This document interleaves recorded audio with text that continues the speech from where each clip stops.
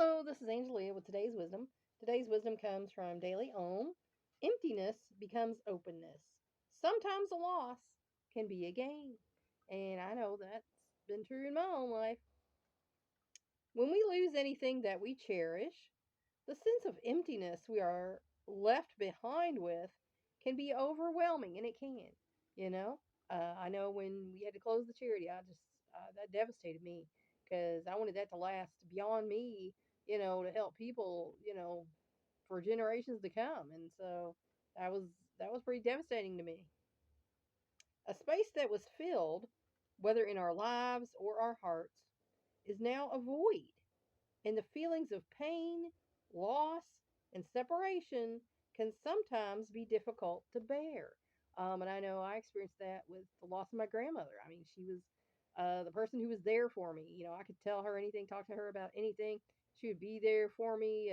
She would give me, a hug. And I mean, when she was gone, I lost that because no one else in my family um, was like that for me that, lived around me.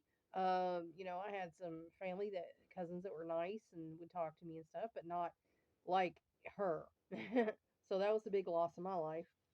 While it's always important to honor what we've lost, sometimes a loss can also represent a chance for a new beginning. And that's when, like I got so physically disabled that I just could not go out and do the things I needed to do um, to keep, the ministry and charity going. And we couldn't find anybody to take my place. So I had to stop. But then, you know, I started doing, the ministry here on YouTube, and basically just the Bible readings and the wisdoms and, doing a little teaching of some psychology in my podcast. But that I'm still doing something, So it was a transition. It wasn't an end, it was a transition. And all our life is like that if you look at it like that. That nothing really ends. It's transitioning you into a new part of your life.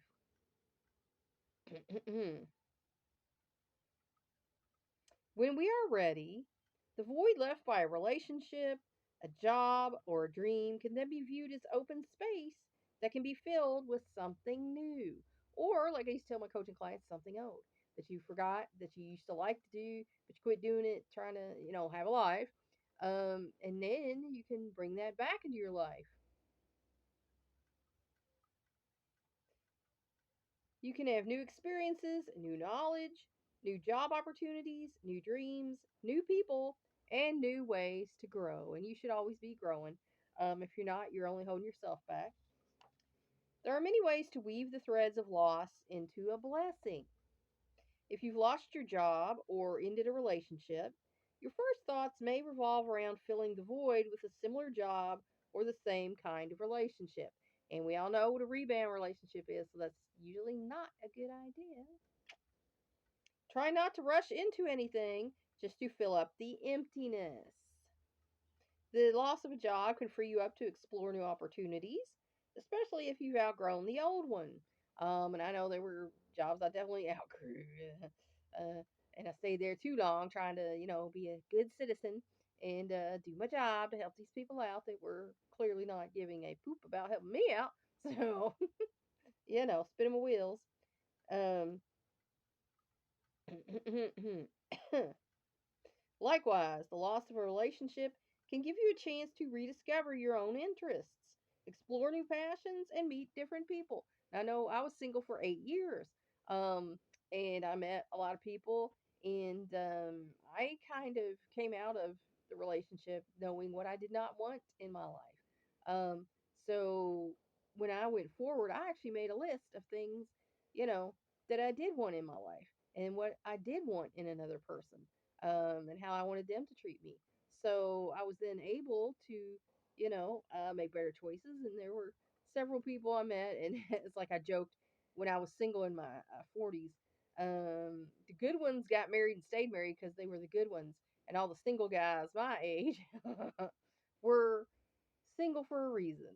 Now I met a widower who, they could certainly help that, but they had some foibles too. They had demands on me, like, you have to do this, you have to. No, I don't have to, and I'm not gonna. And that way, that tells me I don't want to be with you. So, you know, you tell people how to treat you, honestly. Um, if seeking the good in what seems like a bad situation makes you feel uncomfortable, then try to remember that you are not devaluing what you've lost or replacing it cold heartedly, and you shouldn't. Um, every relationship I had it was important to me, you know, and that's why I got involved in it in the first place. And people hurt you, and that's just a fact of life.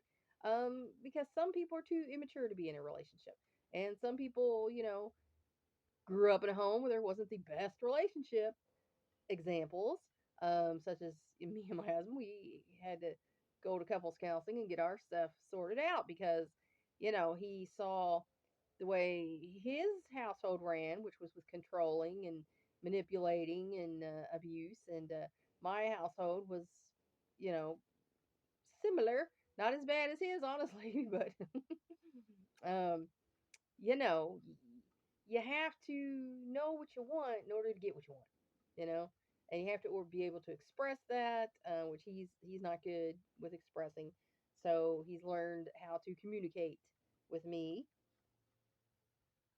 Um, so, value your relationships, and when they end, give yourself time to grieve, and don't just jump in with a person because you're lonely. I know a woman who was ended up being single, and she did that, and it did not work out well for her. She ended up in a worse situation than she had left. So, you know, you're surrendering to the fact that in life we sometimes have to let go and allow for what is new to enter into the open spaces created by our losses.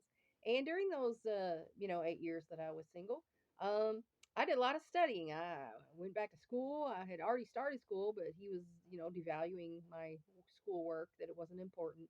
He didn't believe in head shrinkers and all that kind of stuff. And that's stuff he heard from his family. Um, but I learned a lot, and I learned about what I wanted my life to look like. And I studied other religions, and I met people from all different walks of life, and it enriched my life greatly. And I'm glad I had that time to work on myself. In doing so, you are honoring what has left you and welcoming the new into your life with open space, an open mind, and an open heart. And sometimes we need to do that for ourselves. We need to have understanding and compassion for ourselves, because nobody's life was perfect. Everybody's got something going on in your life, because no person is perfect. So if you were raised by a human being, other than, just Jesus, stuff went wrong.